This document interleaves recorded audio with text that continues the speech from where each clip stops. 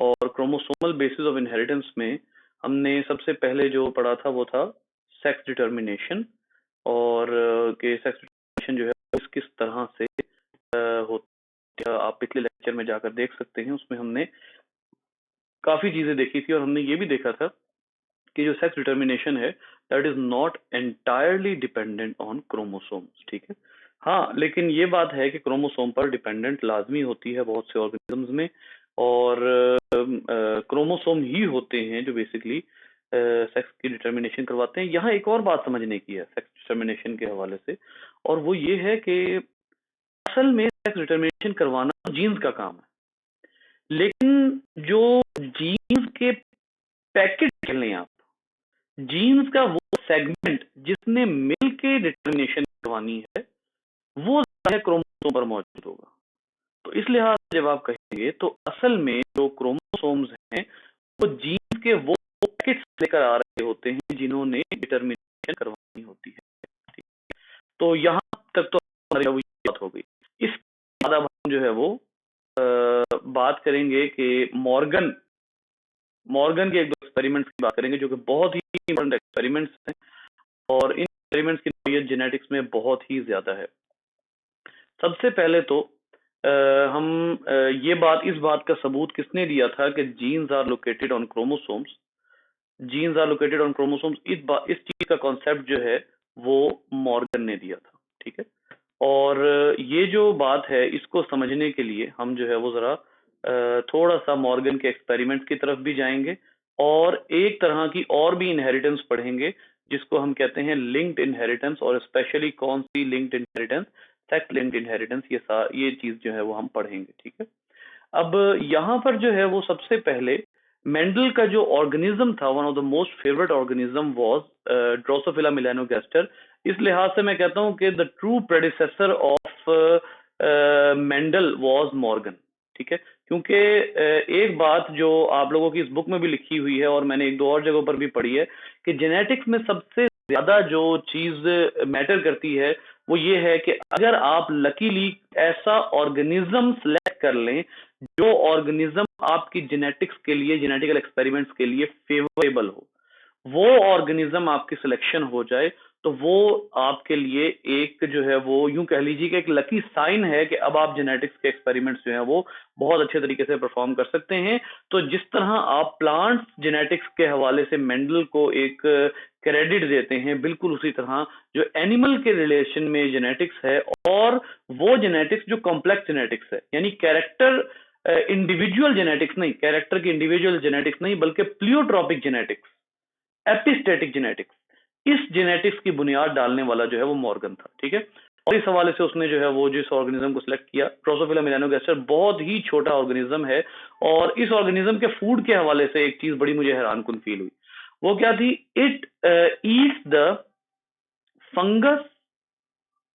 Fungus present on रॉटन fruits. हमें कहा जाता था जब हमने जो है वो इसके बारे में पढ़ा ना कि जो ड्रोसोफिला है उसको जब आपने जो है वो ग्रो करना है या उसको अगर आपने देखना है तो आप खुली हवा में बनाना, इसका बनाना जो है वो रखते हैं। ठीक है, बनाना जब आप रखेंगे तो ये बनाना के ऊपर आ जाएगी, कुछ दिन के बाद ये बनाना के ऊपर आ जाएगी। लेकिन ये मुझे रिसेंटली ही पता लगा, मतलब बहुत ही क्लोज डेज में पता लगा कि जो ड्रोसोफिला है वो एक्चुअली आप के फ्रूट से ज्यादा उस रॉटन फ्रूट के ऊपर आने वाली फंगस को ईट करता है, और जो स्पेसिफिक फंगस आती है बनाना के ऊपर वो इसका फेवरेट फूड होता है। ठीक है, तो अच्छा, उसके अलावा ये है कि इसका टोटल लाइफ साइकिल जो है वो है 2 वीक्स का, लिहाजा आप इसको, और ये बहुत ह्यूज अमाउंट में ऑफस्प्रिंग प्रोड्यूस करता है। ठीक है, ह्यूज अमाउंट ऑफ ऑफस्प्रिंग्स। ठीक है, तो ये एक और बात हो गई, इस वजह से ये फेवरेबल था। फिर एक और चीज बहुत ज्यादा इंपॉर्टेंट थी, वो था कि इसके कैरेक्टर्स जो हैं वो अब आपने डिस्कस करने होते हैं। कैरेक्टर्स में जो ट्रेड्स होने चाहिए वो बड़े वाजे होने चाहिए। ठीक है, कैरेक्टर्स में traits should be contrasting. Contrasting traits का क्या मतलब होता है कि एक दूसरे से इतने फर्क हों कि आप वाजे तौर पर उनके दरमियान में डिफरेंशिएट कर सकें। ये वही चीजें हैं जो मेंडल ने इस एक लिहाज से सिलेक्ट की थी। अब ये तमाम काम करते हुए जब इसने ड्रोसोफिला को सिलेक्ट किया तो वो कोई ऐसा ट्रेट स्टडी करना चाह रहा था जिसके अंदर बहुत इतना वाजे ट्रेट का डिफरेंस हो कि वो देखते ही पता लग जाए कि इन दोनों ऑर्गेनिजम्स में ये बहुत वाजे ट्रेट का डिफरेंस आ रहा है। किसी एक स्पेसिफिक कैरेक्टर के लिए इतना वाजे डिफरेंस जो है वो होना, वो मॉर्गन तकरीबन 2 साल तक तलाश करता रहा और 2 साल काम करने के बाद उसने एक कोटेशन दी। वो क्या थी? 2 years वेस्टेड। मतलब वो 2 साल के अंदर कोई ऐसा ट्रेड खास तौर पर तलाश नहीं कर सका जो उसको ऐसा मिले जो बहुत ही कंट्रास्टिंग हो और जिसको वो देखकर बड़ी इजीली जो इनहेरिटेंस के पैटर्न्स हैं वो एनिमल्स पर अप्लाई कर सके। बेसिकली उसने और बहुत कुछ स्टडी किया होगा, लेकिन जो इनहेरिटेंस का पैटर्न है जो मेंडल ने दिया था, उस हवाले से जो बहुत वाजे ट्रेड्स का डिफरेंस है वो उसको नहीं मिल रहा था। वो ऑलमोस्ट 2 साल तक जो है वो ढूंढता रहा और 2 years वेस्टेड की स्टेटमेंट देने के कुछ अरसे बाद उसकी आलम बाला में सुनी गई। कैसे सुनी गई? कि यकदम उसको एक म्यूटेंट ट्रेट मिल जाता है और ये जो म्यूटेंट ट्रेट है ये असल में कौन सा है? ये असल में आई कलर है। उसको एक ऐसा ट्रेड मिलता है कि उसको पता लगता है कि यार ये तो बड़ा वाज़ेह ट्रेड हो गया, यानी कि अब मैं सिर्फ देखने से ऑलमोस्ट ये अंदाजा लगा सकता हूं कि कौन सी मक्खी दूसरे से डिफरेंशिएट करती है। इसमें सबसे ज्यादा हेल्प किसमें होती है कि आप सॉर्ट आउट करने में इजी हो जाते हैं कि अच्छा यार ये व्हाइट आई की है, इसको उठा के इस डब्बे में रख दो, गिनना आसान हो जाता है। ये उठा के पहली, दूसरी, तीसरी, चौथी, पांचवी, इस तरह से। तो ये जो बहुत वाज़ेह ट्रेड था जिसमें वो pattern of inheritance find out करना चाह रहा था, तो उसमें जो है उसने क्या किया कि म्यूटेंट ट्रेड उसको आखिरकार मिल गया आई कलर का, और आई कलर का जो म्यूटेंट ट्रेड था वो था white I. It was a mutant trade. ठीक है। तो उसके और इसका जो दूसरा ट्रेड था, जो इसका ओरिजिनल ट्रेड था, वो था रेड आई। ठीक है। तो ये उसने जो है वो ढूंढ निकाला, या कम से कम जो है वो एक एक यूं कह लें कि जिस तरह मैंने कहा ना आलम बाला में सुनी गई, तो वो एक ऐसी म्यूटेशन आई जिसने आई कलर को क्या कर दिया, जिसने आई कलर को चेंज कर दिया। वरना 2 साल तक जब वो ग्रो करता रहा उसमें कोई म्यूटेशन नहीं थी और तमाम ड्रोसोफिला जो है वो रेड कलर की थी। तो it was an amazing discovery जो जिसके बाद उसने अपने एक्सपेरिमेंट शुरू किए। अब होना क्या चाहिए जी? उसने सबसे पहले तो उसने इन दोनों के जो है वो जेनेटिकल वर्किंग के लिए इनके अल्फाबेट्स डिसाइड किए। यहां मेंडल ने एक नया ट्रेंड डाला। मेंडल कह रहा हूं, मॉर्गन ने एक बिल्कुल नया ट्रेंड डाला। और वो ट्रेंड क्या था? Used the alphabet of mutant trait. Mutant trait का अल्फाबेट यूज किया जाएगा और जो म्यूटेंट ट्रेट का अल्फाबेट यूज किया जाएगा उसमें जो म्यूटेंट से मुराद यहां पर बच्चे रिसेसिव है। ठीक है, डोमिनेंट नहीं है। म्यूटेंट यानी रिसेसिव का जो है वो यूज किया जाएगा अल्फाबेट पहला। और उसके डोमिनेंट को क्लियर करने के लिए आप उसके ऊपर प्लस का यूज करेंगे। फॉर एग्जांपल रेड आई और व्हाइट आई, इसमें रिसेसिव या म्यूटेंट कौन सा है? व्हाइट आई है। तो व्हाइट आई का आप अल्फाबेट यूज करेंगे W, और रेड आई क्लियर करने के लिए आप उसको दे देंगे W पॉजिटिव। ठीक है, W पॉजिटिव का जो है उसको आप अल्फाबेट दे देंगे। ये जो ट्रेंड है it was set bye Morgan, TH Morgan. ठीक है। उसके बाद ही आपको सबसे बड़ी आसानी जो है ना जेनेटिक्स में वो यही हुई कि अगर आपने अल्फाबेट्स को आपस में इतना डिफरेंशिएट करना है कि उनके अल्फाबेट्स के आपस में डिफरेंस नजर आ जाए, या ये है कि एक नई इख्तरा उसने निकाली कि भाई रिसेसिव का यूज करो, तो ये चीज जो है ये काफी चीजों में हेल्पफुल हो गई, काफी लिहाज से हेल्पफुल हो गई। प्लस माइनस का ट्रेंड जो है या प्लस का ट्रेंड यूज करना वो जेनेटिसिस्ट शुरू हो गए। ले जी, अब उसने स्टार्ट किया। उसने कहा जी चलो शुरू करते हैं। उसने कहा जी सबसे पहले तो 2 ट्रू ब्रीड्स को क्रॉस करवाओ। और 2 ट्रू ब्रीड्स को जब उसने क्रॉस करवाया तो उसने कहा कि जी अच्छा ये जो हैं वो क्योंकि वाइट आई और रेड आई के जीन्स हैं, लिहाजा उसने इनको क्रॉस करवाना शुरू किया। तो पहला जो F1 का रिजल्ट आया it was as exact as Mendel. क्या? 100% डोमिनेंट ट्रेट फॉलो हुआ, 100% वाइल्ड टाइप, क्योंकि उसने उसको वाइल्ड टाइप का नाम दिया। जो डोमिनेंट ट्रेट था उसने जो मॉर्गन था उसने बेसिकली डोमिनेंट ट्रेट नहीं नाम दिया, उसको वाइल्ड टाइप नाम दिया। यानी वो टाइप है जो कि म्यूटेंट नहीं है।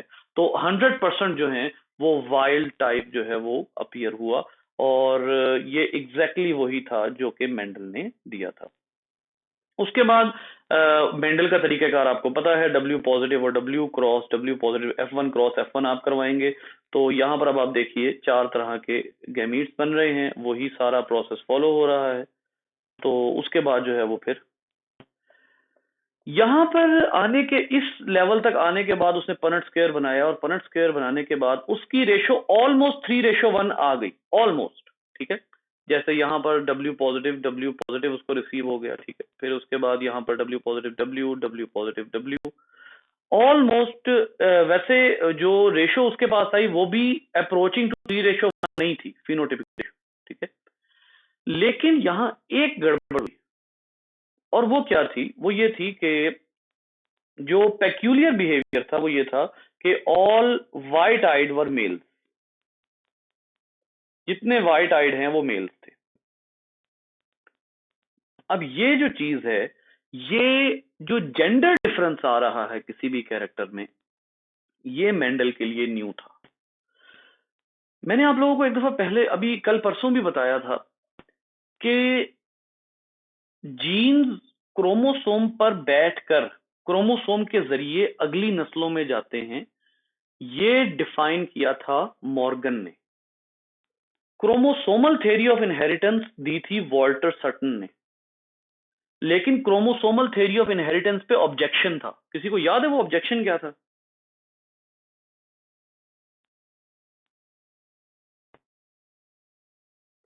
क्रोमोसोमल थ्योरी ऑफ इनहेरिटेंस पे ऑब्जेक्शन ये था कि जब क्रोमोसोम, जी एनी बताइए, बता दीजिए।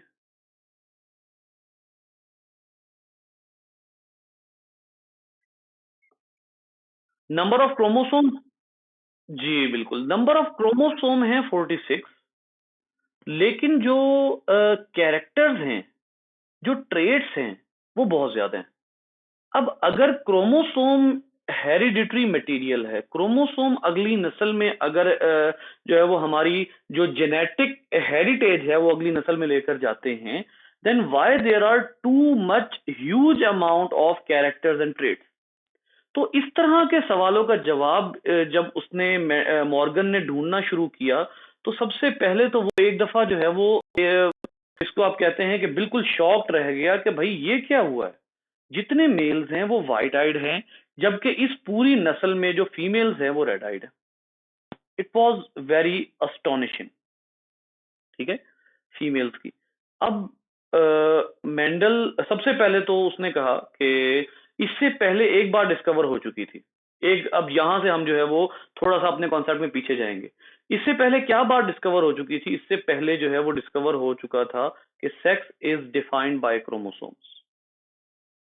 जो सेक्स है, जो जेंडर है, वो क्रोमोसोम के जरिए डिफाइन होता है। ठीक है, तो और ये बात भी तय की जा चुकी थी कि there are certain pairs of which define the sex. ठीक है, यानी कि जो चंद पेयर्स हैं सिर्फ वो ही हैं जिनके पास जिम्मा है कि वो जेंडर को डिफाइन करेंगे। Certain pairs of chromosomes that define the gender और सेक्स। ठीक है, ले जी, अब यहां से जो है वो मॉर्गन का इधर से माथा जो है वो ठनकता है। उसको पता लगता है कि यहां पर कुछ ना कुछ जो मसला है वो क्रोमोसोम का है। यानी कुछ क्रोमोसोम ऐसे हैं जो मेल में या तो कम है या फीमेल में ज्यादा हैं, और या फिर कोई ऐसा चक्कर है कि जिसकी वजह से जो क्रोमोसोम हैं असल में उनके ऊपर कोई अटैचमेंट का इशू है, जिसकी वजह से मेल्स जो हैं वो सारे वाइट आ रहे हैं और फीमेल्स जो हैं वो सारी रेड आ रही हैं। इस अंदेशे के पेश नजर उसने क्या किया, मेंडल ने एक और एक्सपेरिमेंट किया। उसने मेंडल, मेरे मुंह से बार बार निकल रहा है मॉर्गन। ठीक है, सबसे पहले तो उसने एक हाइपोथेसिस दिया, जिस तरह मेंडल ने हाइपोथेसिस नहीं दिए थे कि जी जो एलिमेंटन्स हैं, जो पार्टिकल्स हैं वो पेयर्स में हैं और पार्टिकल शफल होते हैं, जिस तरह मेंडल ने हाइपोथेसिस दिए थे, उसी तरह इसने हाइपोथेसिस दिए। एक हाइपोथेसिस दिया कि जो आई कलर है, आई colour is defined by x chromosome of sex pair. जो आई कलर है वो x chromosome of sex pair से डिफाइन होता है। इसकी रीजन क्या थी? इसकी रीजन ये थी कि male only has one X, male के पास सिर्फ एक एक्स है, that increases the chance of a recessive trait. किसी भी रिसेसिव ट्रेट का चांस जो है वो मेल में इसलिए जो है वो इंक्रीज हो जाता है क्योंकि इसके पास जो दूसरा है वो y है, और इसके पास बिकॉज, अब ये देखिएगा मैं जो सेंटेंस लिखने लगा हूं, because it does not have an alternate of recessive allele. इसके पास जो रिसेसिव एलील है उसका ऑल्टरनेट नहीं है, यानी उसको उसका मुकाबला करने का उसके अंदर जो है वो कोई दूसरा एलील मौजूद नहीं है। लिहाजा मेल को ये ज्यादा प्रॉब्लम फेस करनी पड़ेगी कि अगर उसके पास एक रिसेसिव भी आ गया तो वो वाइट आइड हो जाएगा। फीमेल को ये प्रॉब्लम इसलिए फेस नहीं करनी पड़ रही क्योंकि फर्ज कर लिया अभी मॉर्गन ने फर्ज किया हुआ है, फर्ज कर लिया कि अगर ये कैरेक्टर सिर्फ एक्स से डिफाइन होता है तो इसका मतलब ये है कि वो जो कैरेक्टर है वो सिर्फ एक्स पर है। अगर वो फीमेल के पास एक रिसेसिव आ भी जाता है तो उसका ऑल्टरनेट फीमेल के पास मौजूद होगा, और इस बेस के ऊपर उसने कहा कि क्योंकि मेल के पास उसका ऑल्टरनेट है ही नहीं, यानी वाई पे उसका जो वाई क्रोमोसोम के पास ये जिम्मेदारी नहीं है कि वो आई कलर डिफाइन करे, लिहाजा वाई क्रोमोसोम एक्स के रिसेसिव को टैकल नहीं करेगा। इसको समझने के लिए अब ये जो काम है ये भी फर्स्ट टाइम मॉर्गन ने किया, और वो था a different style of, different notion कहेंगे आप इसको, different notion of writing the sex linked genes. Sex linked genes को राइट करने का एक डिफरेंट नोशन जो है वो मॉर्गन ने निकाला, और वो क्या था, वो ये था कि अब आप क्रोमोसोम को भी मेंशन करेंगे और क्रोमोसोम के ऊपर आप वो जीन मेंशन करेंगे जो आप स्टडी करना चाह रहे हैं, विच मींस कि अगर आप एक जीन को एक्स सेक्स पेयर के एक्स क्रोमोसोम पर लिखना चाह रहे हैं तो आप उसके साथ जो वाई लिखेंगे उसके ऊपर कोई जीन जो है वो नहीं बनाएंगे। This rule was first established by who, Morgan. ठीक है, अब यहां पर जो है वो सही, हंसा किधर गई है, हर क्लास छोड़ के चली जाती है, क्या प्रॉब्लम है समीना, क्या इशू है बेटा इसका?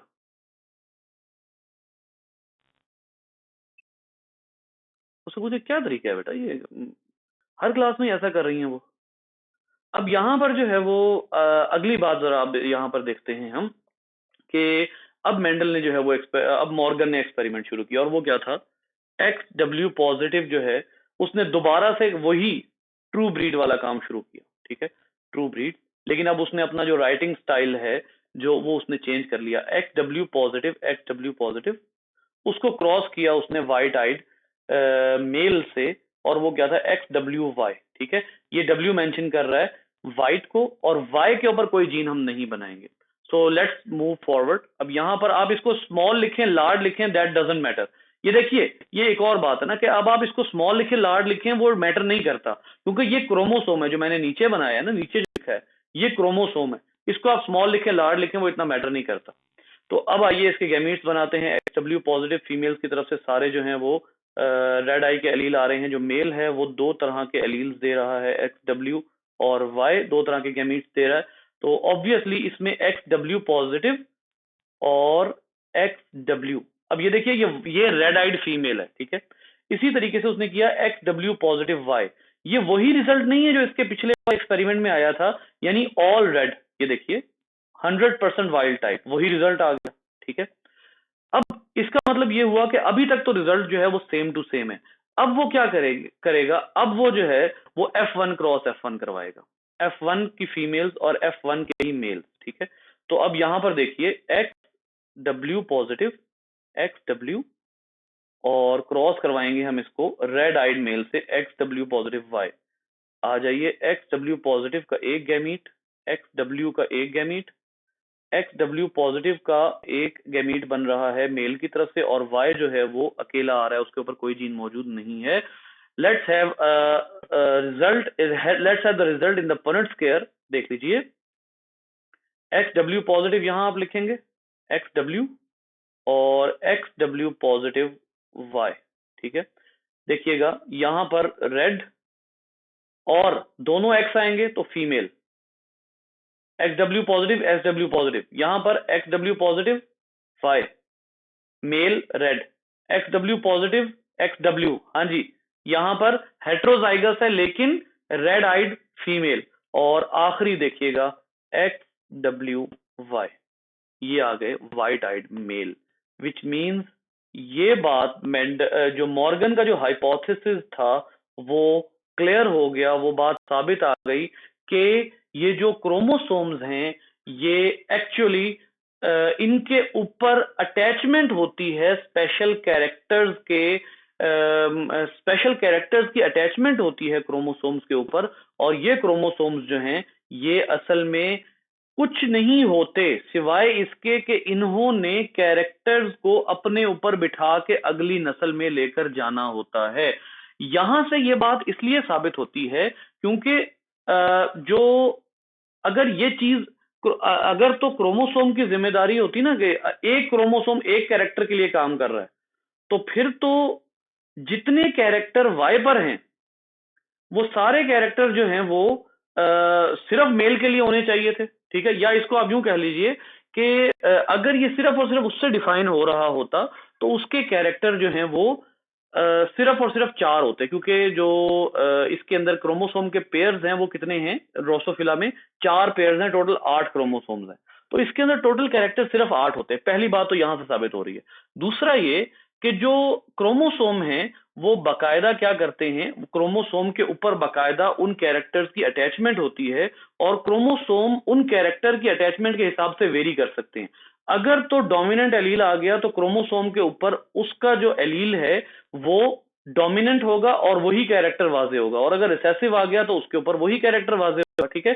तो यहां जो है वो ये आइडिया उसने लगा लिया कि यकीनन ऐसा है कि ये जो एक्स है इसके ऊपर जो है वो सिर्फ इसी के ऊपर आई कलर का जीन मौजूद होता है, वाई के ऊपर नहीं होता, जिसकी वजह से हमारे सामने ये रिजल्ट आ रहा है। इसको उसने जो है वो करने के लिए एक जो है इसको उसने साबित करने के लिए एक क्रॉस किया जिसको उसने नाम दिया रेसिप्रोकल क्रॉस। रेसिप्रोकल क्रॉस का उसने नाम दिया। रेसिप्रोकल क्रॉस में इसने क्या साबित किया, उसने ये साबित किया कि white eyes can be appeared in female, can be appeared in female. अब यहां पर ये बड़ी वाज़ेह बात है कि फीमेल्स में जो है ये अपीयर हो सकता है, अगरचे अभी तक के एक्सपेरिमेंट में ये बात वाज़ेह हो रही है कि फीमेल्स में अपीयर नहीं हुआ, कहीं पर भी फीमेल में व्हाइट आई का जो कैरेक्टर ट्रेट है वो अपीयर नहीं हुआ। उसने रेसिप्रोकल क्रॉस किया, उसने क्या किया, उसने F1 फीमेल, F1 की उसने ली फीमेल, ठीक है, और F2 का मेल, F2 का वो मेल जो व्हाइट आइड था, व्हाइट आइड मेल, इनको क्रॉस कराया। अब F1 की फीमेल कौन सी है, XW पॉजिटिव XW, यही फीमेल है ना, और जो F2 का व्हाइट आइड मेल है वो है XWY। इनको क्रॉस करवाएं जरा, XW पॉजिटिव एक गैमीट, XW दूसरा गैमीट, क्रॉस XW एक गैमीट, Y एक गैमीट, ठीक हो गया। अब ये क्या बनेगा, XW positive XW white eyed red eyed female, दूसरा बनेगा XW positive Y red eyed, sorry red eyed female red eyed male. इधर आ जाइए, XW XW, ये देखिएगा इधर XW इधर भी XW, ये क्या आ गई, व्हाइट आइड फीमेल, और ये उसी तरह XWY, ये आ गया व्हाइट आइड मेल। क्या साबित हुआ कि ये जो एक कैरेक्टर है ये एक ऐसा स्पेसिफिक कैरेक्टर है जिसका ताल्लुक स्पेशली लिंक्ड है किसके साथ, एक्स क्रोमोसोम के साथ। और एक्स क्रोमोसोम जो है वो अगरचे फीमेल में इसकी बात बिल्कुल वैसे ही है जैसे ऑटोसोम, फीमेल जो एक्स है उसकी बात फीमेल्स में बिल्कुल ऐसे ही है जैसे एक्स क्रोमोसोम में है, ऑटोसोम्स में है, जैसे आप फीमेल की बात करते हैं। अब फीमेल में आपके पास जो है फीमेल ड्रोसोफिला, उसके अंदर आपके पास 4 पेयर्स हैं, x x x x x x और एक्स एक्स। अब अगर ये सेक्स पेयर है तो डोमिनेंस रिलेशन यहां इनके जैसा ही होगा। ये ऑटोसोम्स है, फर्ज कर ले ये ऑटोसोम्स है और सबसे आखिरी वाला सेक्स पेयर है, ये ऑटोसोम्स है। अब इनके अंदर जो आखिरी पेयर है इसके अंदर जो डोमिनेंस रिलेशन है वो वही होगा जो ऑटोसोम्स में होगा। बात डिफरेंट किसमें जाकर आ जाएगी, मेल्स के अंदर आ जाएगी, जिनमें पहले 3 पेयर जो हैं वो एक्स हैं और आखिरी पेयर जो है वो वाई है। अब यहां पर जो है वो डोमिनेंस की बात ही नहीं आएगी। लिहाजा आप अगर एक एलील इसके ऊपर W पॉजिटिव है ना तो उसको आप डोमिनेंट कह ही नहीं सकते। अगर इसके ऊपर एक जो एलील है, एक्स के ऊपर ही एलील है वो W है, तो इसको भी आप रिसेसिव नहीं कह सकते, क्योंकि डोमिनेंट और रिसेसिव आप कब कहते हैं? डोमिनेंट और रिसेसिव आप तब कहते हैं जब दोनों के ऊपर एलील्स मौजूद हों और एक डोमिनेंट हो सके एक रिसेसिव हो सके, सिर्फ तब आप उसको जो है वो डोमिनेंट और रिसेसिव कह सकते हैं। ऐसे केस में ना तो टर्म यूज होगी होमोजाइगस और ना ही टर्म यूज होगी हेट्रोजाइगस। यहां पर जो टर्म यूज होगी वो होगी हेमीजाइगस। जब एक ही क्रोमोसोम पर एलील मौजूद हो और वही एलील जो है वो सारे फंक्शन परफॉर्म कर रहा हो। इसका मतलब है आई कलर के जीन के हिसाब से जो मेल है वो हेमीजाइगस है, ना होमोजाइगस है और ना ही हेट्रोजाइगस है। मेंडल के इस एक्सपेरिमेंट के बाद 2-3 चीजें वाजे हो गई। नंबर 1, मेंडल के इस एक्सपेरिमेंट के बाद सबसे पहली बात ये वाजे हो गई कि genes are linked on chromosomes. जो जीन्स हैं वो क्रोमोसोम्स पर मौजूद होते हैं और क्रोमोसोम जो है वो एक वेहिकल होती है जो जीन को अगली नस्ल में लेकर जाती है। ठीक है, ये असल में ये एक पॉइंट नहीं बल्कि ये 2 पॉइंट्स है, क्योंकि मैंने साथ ही वेहिकल लिख दिया ना, तो ये बात भी साबित हो गई यहां से कि chromosomes actually take the genes to the next generation. उसके बाद सेकंड पॉइंट पर आइए। सेकंड पॉइंट पर यहां से क्या साबित हो गया कि there is a difference in the appearance of character, difference in या आप इसको सिंपल लिख लीजिए sex link gene. Sex link जो जीन्स हैं उनमें इन मेल एंड फीमेल, ये एक और बात आ गई। ठीक है, मेल्स एंड फीमेल। उसके बाद जो है वो ये जो 2-3 चीजें यहां पर साबित हुई, यानी एक्चुअली 1, 2 और ये थर्ड पॉइंट बनता है। ये 3 पॉइंट जब साबित हो गए तो यहां से एक बात क्लियर हो गई कि जी ये जो क्रोमोसोम्स हैं एक्चुअली इनहेरिटेंस में इनका रोल सिर्फ इतना है कि इन्होंने जीन्स को लेकर अगली नस्ल में जाना होता है। तो ये क्रोमोसोमल थ्योरी ऑफ इनहेरिटेंस का एक बहुत बड़ा एक्सपेरिमेंट था जो मॉर्गन ने परफॉर्म किया और इसके ऊपर फिर उसको इनाम मिला। ठीक है, यहां तक बेटा अगर आपका क्वेश्चन है तो बताइए।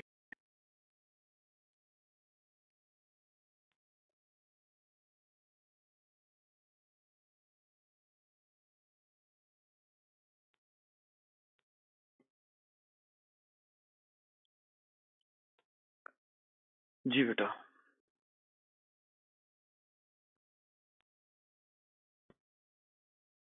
हम्म।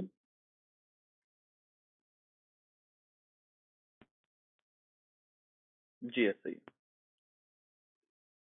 और आपने को अच्छा और इसमें एक और बात भी है कि जो ये जो होमोलॉग्स होते हैं ना, यहाँ पे एक और चीज भी आ जाती है कि एक चीज होती है होमोलॉग्स। ठीक है, एक होमोलॉग्स होती है और दूसरे होते हैं हेट्रोलॉग्स।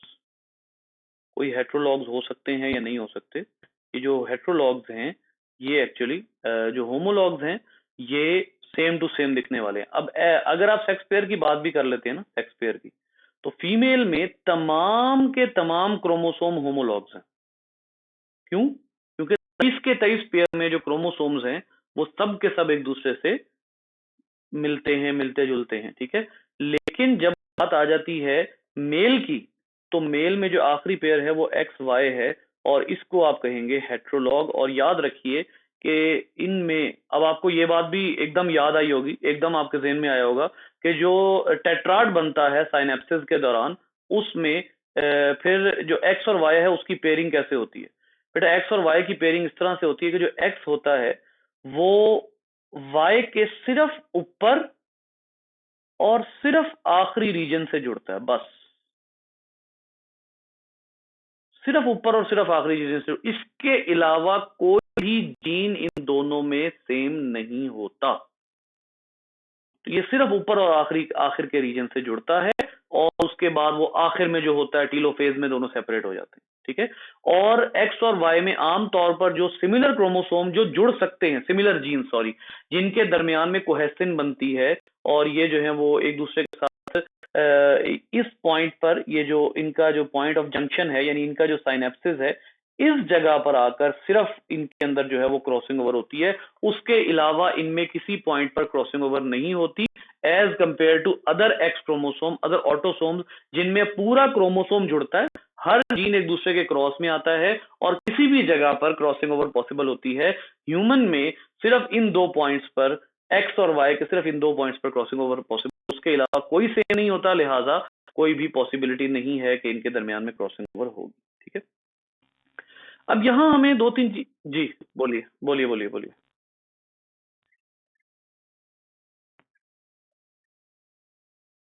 तो एकदम से गायब हो, नहीं बेटा आपकी आवाज बीच में गायब हो गई, मुझे नहीं पता लगा। एक्स क्या कह रही हैं आप?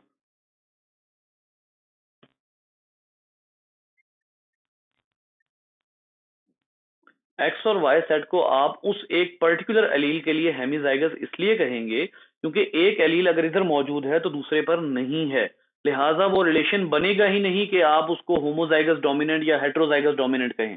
होमोजाइगस डोमिनेंट सिर्फ तब टर्म यूज होती थी जब दोनों क्रोमोसोम पे लोकस मौजूद हो उस एक पर्टिकुलर एलील का, और वो दोनों एक दूसरे के साथ डोमिनेंस रिलेशन में हो, तब जाकर आप होमो या हेट्रोजाइगस की टर्म यूज करते हैं। दोनों पर लोकस मौजूद होना चाहिए, इसमें एक पर लोकस है दूसरे पर लोकस नहीं है उसका।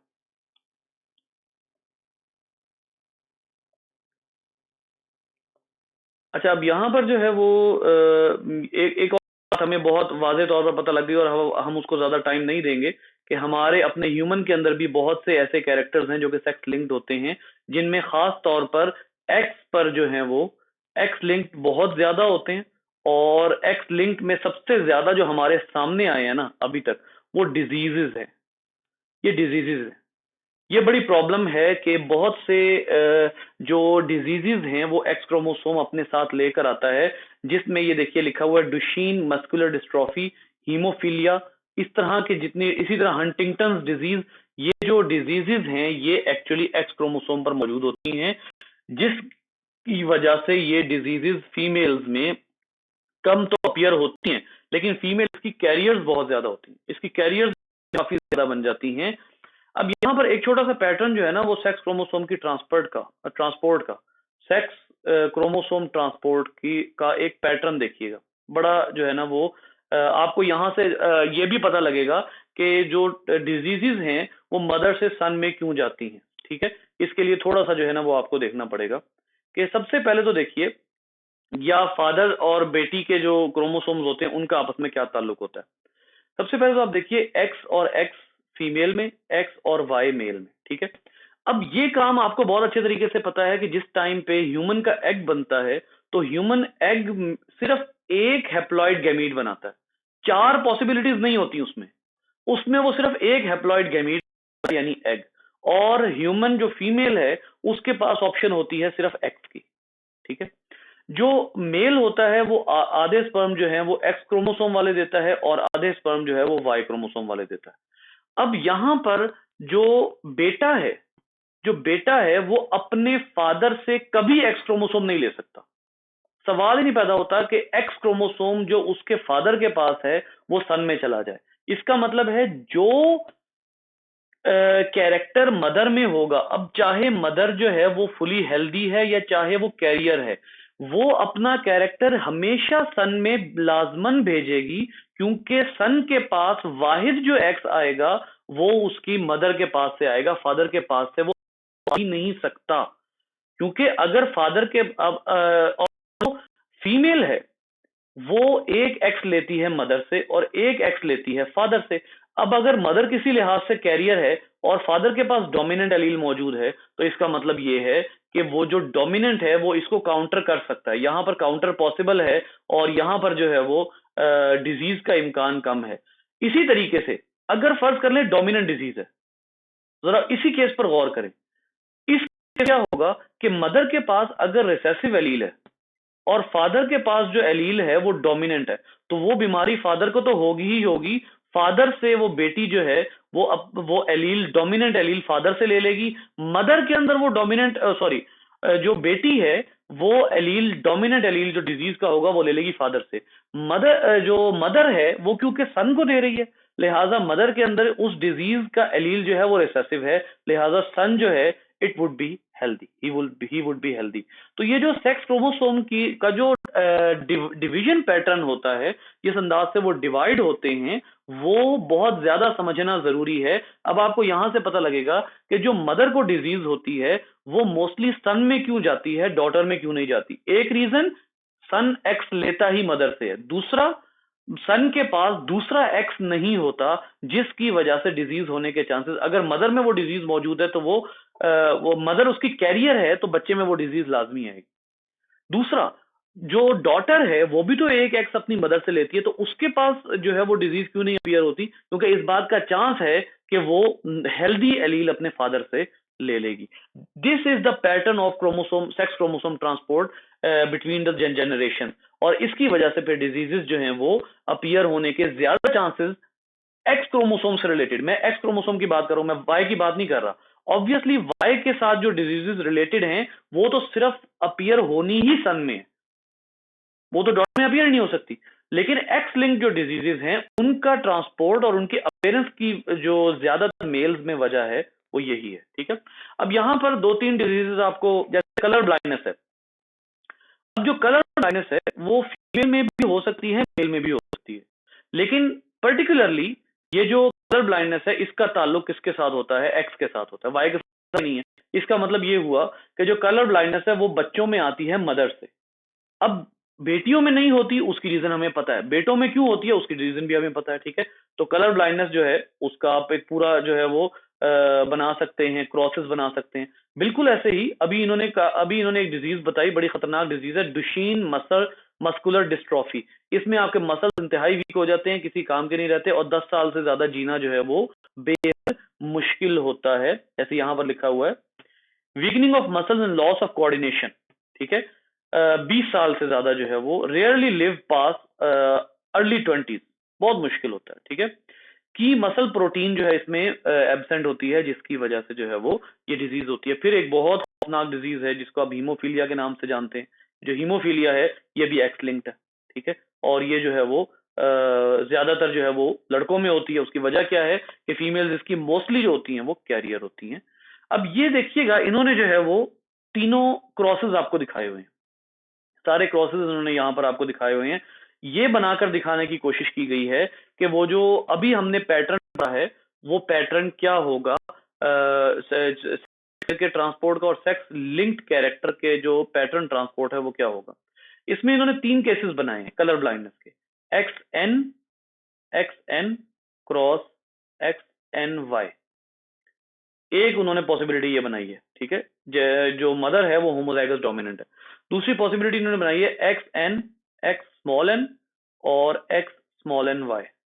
ठीक है, और तीसरा उन्होंने गालबन शो करवाया है XN। यहां देख लेते हैं, इसी में देख लेते हैं। ये देखिए XN, यहाँ XN, यहाँ XN दिखाया हुआ। ठीक है, तो ये डिफरेंट तरह से आप खुद ही डिजाइन कर सकते हैं।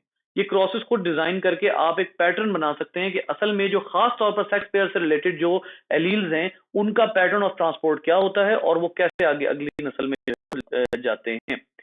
यहां तक तो जो है वो एक चंद बातें हो गई। उसके अलावा एक बहुत ही इंटरेस्टिंग चीज जो आपको यहां पर मिलने वाली है वो है एक्स इनएक्टिवेशन। ये मेरा ख्याल है one of the most interesting topic होगा इस लेक्चर का। एक्स इनएक्टिवेशन क्या होता है बेटा? एक्स इनएक्टिवेशन का मतलब आपको मैं कुछ दिन पहले भी बता चुका हूं कि अगर किसी फीमेल, ऑब्वियसली फीमेल में 2 एक्स हैं, तो एक एक्स को क्या बना दिया जाता है, साइंटिस्ट है एक उसके नाम पे इसको बना दिया जाता है बार बॉडी। मतलब ये इतना कंडेंस हो जाता है कि ये ऑलमोस्ट नॉन वर्किंग हो जाता है। ऑलमोस्ट की बात हो रही है, ठीक है, ये कंप्लीटली नॉन वर्किंग नहीं होता, लेकिन ये ऑलमोस्ट नॉन वर्किंग जो है वो कर दिया जाता है। जो इंटरेस्टिंग बात है वो ये है कि not all cells have same bar body. तमाम सेल्स में सेम बार बॉडी नहीं होती। इसका क्या मतलब है?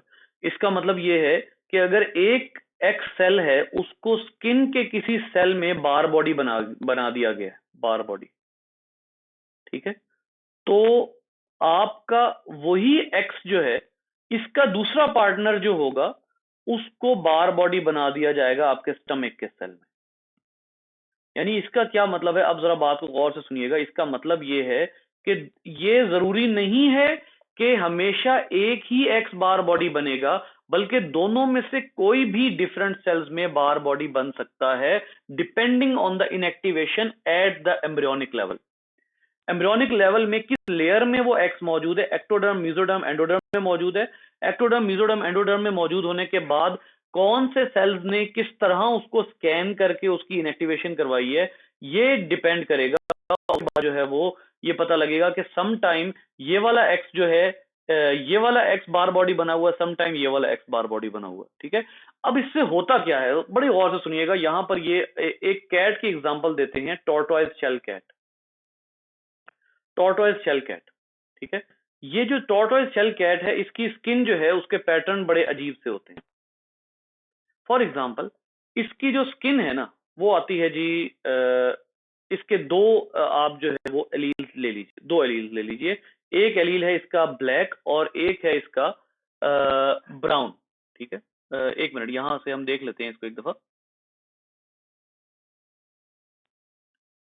इसके जो एलील्स की डिफरेंशिएशन है, इसके एलील्स के जो पैटर्न ये बताएंगे, वो देख लेते हैं हम। इन्होंने यहाँ पर, हाँ जी, ये देखिए, calico the daughter cell phenotype requires the presence of two different alleles. हाँ जी, ठीक है। अब यहाँ पर क्या होता है कि जो इसका जो डोमिनेंट एलील है ना, वो ब्लैक के लिए, ठीक है। और जब ये एक दफा रिसेसिव हो जाता है, तो उस जगह पर जो स्किन अपीयर होती है वो ऑरेंज होती है। मैं असल में एक और चीज देखना चाह रहा हूँ, मुझे जरा थोड़ा सा एक टाइम दीजिए। यहाँ पर एक और वर्ड लिखा हुआ था, हाँ बस ठीक है। यहाँ पर वो मैं आपको बता देता हूँ मैं किस जगह को रेफर कर रहा हूँ। Required the presence of two different alleles, one for orange and one for black fur. Normally only females can have both alleles, ठीक है, because because only they have two X chromosome. If a female is heterozygous for tortoise shell, she is tortoise shell. Orange patches. अब इसमें क्या होता है? होता ये है कि अगर तो ब्लैक वाला एलील जो है वो क्या हो जाए, वो रिसेसिव हो जाए, तो आमतौर पर जो अपीयर होती है स्किन, वो ऑरेंज होती है, ठीक है। ये देखिएगा, ब्लैक और ऑरेंज, ठीक है। अब इसमें जो डोमिनेंट एलील है, वो ऑब्वियसली आप अगर तो मॉर्गन वाला यूज करते हैं, तो ये बनाना चाहिए आपको ओ, और उसके ऊपर आपको प्लस लगा देना चाहिए, क्योंकि अब आपने ये कहा था कि जो रिसेसिव का पहला अल्फाबेट है वो यूज होगा, और जो रिसेसिव है उसको आप ओ कहेंगे। लेकिन फिलहाल हम इसको क्या कर लेते हैं, जो हमारा पुराना रूल है, बी और बी कर लेते हैं, ठीक। अब वैसे जो हमारी अंडरस्टैंडिंग है वो क्या है कि अगर किसी कैट में एक्स के ऊपर बी लगा हुआ है और दूसरे एक्स के ऊपर बी लगा हुआ है, तो क्या है, तो जो कलर अपीयर होना चाहिए वो क्या अपीयर होना चाहिए? ऑब्वियसली डोमिनेंट वाला अपीयर होना चाहिए, क्योंकि इसके पास एक बी तो मौजूद है, दूसरा बी जो है वो रिसेसिव होता है, हो जाए, लेकिन एक बी तो, यहां से आपको कुछ और चीजें भी बड़ी पता लगेंगी जो आपको जो है वो एकदम से चौंका देंगी कि ये जो आप केस पढ़ रहे हैं, इसमें एक्स लिंक्ड इनहेरिटेंस का आपके जहन में कॉन्सेप्ट ही बदल जाएगा, और आप में से कईयों को यह एहसास होगा कि आप में से कई ऐसी हैं जिनको डिजीज होते हुए भी नहीं है। खुदा ना खास्ता, फीमेल्स में से कई ऐसी होती हैं जिनको डिजीज होती है, एक्स लिंक्ड रिसेसिव, लेकिन उसके बावजूद उनको डिजीज सिम्टम्स अपील नहीं होती। इसके बारे में जब आपको गौर से सुनना है। एक कैट है जिसको आप कह रहे हैं टॉर्टोइज शेल कैट, उसके ऊपर असल में क्या होता है, उसकी जो स्किन कलर होती है, उसके ऊपर, स्किन के ऊपर क्या बन जाते हैं, पैचेस बन जाते हैं, ठीक है। अब ये जो पैचेस बनते हैं इसकी जेनेटिक्स बहुत मजेदार है। देखिए आपके पास एक्स पेयर है, X capital B X small B. फर्ज कर लें आपके पास कैट है और कैट जो है उसके अंदर पैचेस बने हुए हैं, black black black black black black, और उसके बाद ऑरेंज के भी पैटर्न बने हुए हैं, पैचेस बने हुए, ये भी पैचेस, ये भी पैच, ये भी पैच, ये भी पैच और ये भी पैच। अब गौर कीजिए हुआ क्या है भाई, स्किन का ऑरेंज कलर क्यों अपीयर हुआ, ब्लैक क्यों नहीं अपीयर हो गया? Why the black colour is not appeared? क्योंकि हमारे पास तो जो कैरियोटाइप है, हमारे पास तो जो जीनोटाइप है, वो हम ये बता रही है कि भाई एक डोमिनेंट मौजूद है, तो it should be completely black skin. लेकिन अभी आपने क्या कॉन्सेप्ट पढ़ा कि इसके अंदर जो बार बॉडी बनती है वो कौन सी होती है, या ये वाला एक्स हो सकता है या ये वाला एक्स हो सकता है। इसका मतलब है ब्लैक पैचेस जो है उनमें ब्लैक स्किन क्यों है, यहां पर जो बार है वो कौन सा वाला है, वो है एक्स स्मॉल बी। यहां पर एक्स स्मॉल बी वाला एक्स जो है उसको बार बना दिया गया है, लिहाजा डोमिनेंट जो वर्किंग है वो कौन सा है, जो वर्किंग है वो एक्स कैपिटल बी है। क्योंकि एक्स कैपिटल बी वर्किंग है, लिहाजा यहां पर स्किन का कौन सा पैच आ गया, ब्लैक। अब आइए बात करते हैं ऑरेंज की। ऑरेंज वाले पैच में बार जो बनाया गया है वो एक्स कैपिटल बी है, और जो वर्किंग क्रोमोसोम है वो कौन सा है, वो एक्स स्मॉल बी है। लिहाजा जो यहां स्किन का पैच नुमाया हो गया वो कौन सा है, वो स्मॉल बी वाला यानी ऑरेंज कलर अपीयर हो गया है। अब जरा कॉन्सेप्ट को मिलाइए, हमारे हर सेल में सेम बार बॉडी नहीं है। फीमेल की बात कर रहा हूं, मेल में तो बार बॉडी का कॉन्सेप्ट ही नहीं है। हर सेल में सेम बार बॉडी नहीं है। इसका मतलब है कि अगर आपकी बॉडी में हीमोफीलिया का एलील, हीमोफीलिया की जीनोटाइप हेट्रोजाइगस है, तो जो एलील अपना काम कर रहे हैं ना, उनकी वजह से फीमेल में हीमोफीलिया अपीयर नहीं हो रही। लेकिन उनमें से कुछ ऐसे भी हैं जो कि रिसेसिव एलील को ऑन कर बैठे हैं, डोमिनेंट को ऑफ कर बैठे हैं। लेकिन क्योंकि फीमेल बॉडी में डोमिनेंट ऑन है, लिहाजा वो नॉर्मल वर्किंग कर रही है। यानी इस वक्त आपकी बॉडी में अगर आप कैरियर हैं, किसी एक्स लिंक्ड रिसेसिव के कैरियर हैं, तो आप उसी टाइम पे मॉलिक्यूलर लेवल पे डिजीज्ड हैं, लेकिन फिनोटाइप आपकी नॉर्मल है। क्या वजह है कि कुछ सेल्स में बार बॉडी एक है, कुछ सेल्स में बार बॉडी दूसरी है। अब ये है जो एक्स लिंक्ड रिसेसिव इनहेरिटेंस का कंप्लीट कॉन्सेप्ट है। यानी female is also not completely normal, female is also somewhat diseased. जी अगर क्वेश्चन है तो।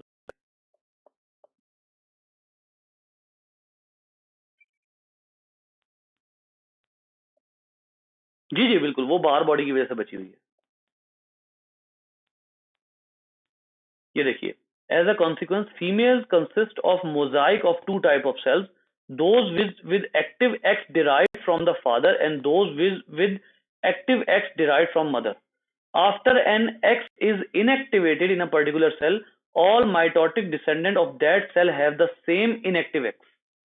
For example, अगर ब्लड सेल है, ठीक है, एक ब्लड सेल है, उसके अंदर एक X जो है, फॉर एग्जाम्पल उसके पास कैपिटल A है। अब इस एक्स सेल में जब स्टेम सेल है, ठीक है, ये स्टेम सेल है, इसमें जो एक्स बार बॉडी नहीं होगा, इस स्टेम सेल की तमाम नस्लों में वही वाला एक्स एक्टिव चलेगा जो एक्टिव इस वाले स्टेम सेल में होगा। यानी अगर इसने सिलेक्शन कर ली कैपिटल किसी एक खास कैरेक्टर के लिए कैपिटल एलील की, तो इसकी पूरी नस्ल में वो कैपिटल एलील आएगा। और अगर इसने बार बॉडी बना दिया इसको और रिसेसिव एलील वाले की सिलेक्शन कर ली, तो अब इसकी पूरी नस्ल में वो एलील आएगा जो एलील एक्स पर रिसेसिव होगा। ठीक है, तो स्टेम सेल्स बहुत मैटर करते हैं इस लिहाज से। तो यहां पर जो है वो सम टाइम ये होता है बाज़ औक़ात ना ये स्किन के ऊपर अपीयर होता है। हमारे जो स्किन सेल्स होते हैं ना, सम टाइम उनके ऊपर ये अपीयर हो सकता है, ठीक है? अब एक और चीज़, दो अंदाज से जो है वो किसी भी जो क्रोमोसोम है उसको बार बॉडी बनाया जा सकता है। एक तो वही चीज़ है जो मैंने आपको बताया था, डीएनए मिथाइलेशन, ठीक है? The regulatory role of DNA methylation is discussed in chapter 18 लिखा हुआ है। तो मिथाइल ग्रुप जब ऐड कर दिया जाता है तो उसके बाद जो है वो आप किसी भी क्रोमोसोम को या जीन को इनएक्टिव करवा सकते हैं। दूसरी चीज जो है ना, वो है एक स्पेसिफिक, ये एक्स क्रोमोसोम पर ही मौजूद होता है ये वाला जीन, जिसको आप कहते हैं exist, x inactive specific transcript. ये क्या करता है, बड़ा जबरदस्त काम है, ये भी देखिएगा अब यहाँ पे। फॉर एग्जाम्पल, ये आपके पास एक एक्स क्रोमेटिन है, एक एक्स क्रोमोसोम है, जिसको आपने बनाना है बार बॉडी। इसको आप बार बनाने लगे, इसके ऊपर इसी एक्स के ऊपर एक स्पेसिफिक जीन होगा जो ये काम करेगा। इस जीन को आप कहते हैं exist, x inactivation sequence transcript, ठीक है? ये एग्जिस्ट क्या करता है, ये एग्जिस्ट अपना आरएनए बनाता है, और आरएनए बनाने के बाद ये इस पूरे क्रोमोसोम के गिर्द अपना आरएनए लपेट देता है। इस पूरे क्रोमेटिन थ्रेड के गिर्द अपना आरएनए लपेट देता है। ये यानी किसका आरएनए है? This is RNA of exist gene, ठीक है? ये एग्जिस्ट जीन का आरएनए है, और ये इस बात की निशानी होती है कि भाई इसके अंदर से ट्रांसलेशन नहीं जाएगी, इसको जो है वो एक्सप्रेस नहीं किया जाएगा।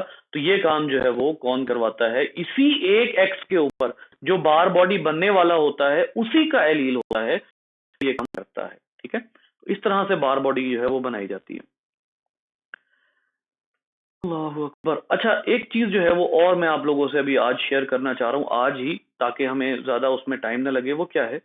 वो ये है बेटा कि अब हमने यहाँ पर आगे आगे पढ़नी है जीन मैपिंग, ठीक है? आप लोगों को मुबारक हो, ये जीन मैपिंग जो है वो इसी में आ गई है। और आप में से जो जो जेनेटिक्स में जीन मैपिंग पढ़ चुका है या पढ़ने वाला है, वो एक दफा फिर जो है वो मेरे साथ अब सर खपाई करेगा। लेकिन जब आप यहाँ से जीन मैपिंग सीखेंगे तो मुझे पूरी उम्मीद है इंशाल्लाह, फिर आप इंशाल्लाह जीन मैपिंग नहीं भूलते, and you will enjoy it, literally enjoy it. बहुत ही जबरदस्त कॉन्सेप्ट है, बहुत मजे का कॉन्सेप्ट, ठीक है?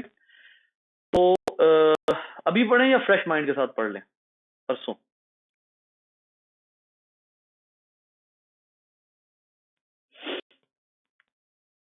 चलें, ठीक है, ठीक है, सही है जी बेटा।